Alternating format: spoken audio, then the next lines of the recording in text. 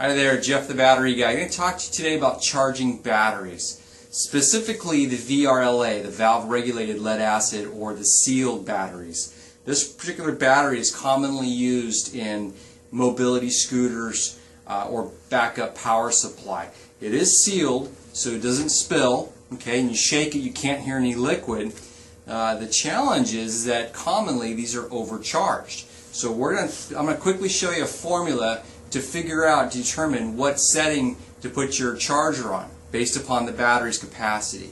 Here the battery tells us it's a 12 volt 21 amp hour battery. Okay, so we know we're going to use the charger at 12 volts. We got that.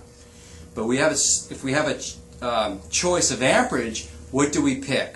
Well, the easiest method to decide that is to take the amp hour rating of the battery and divide by 10. Okay, so in this case, 21 amp hours divided by 10 roughly gives us about 2 amps. Okay, a lot of chargers will have a 2 amp or a 10 amp or a 20 amp or, God forbid, 40 amp setting.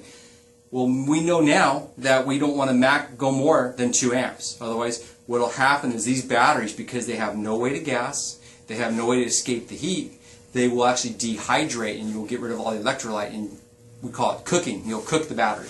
So with that tip, you could determine, based upon the battery's capacity, what amperage to charge it. Okay, for example, a 12 volt deep cycle, let's say 27, which has about 90 amp hours, we're going to want to charge that battery no more than 10 amps. Okay, maybe you have a 6 volt Trojan T105 with 225 amp hours. Together you could put those in series and use a 12 volt charger, and you can safely do 10 amp charge with that.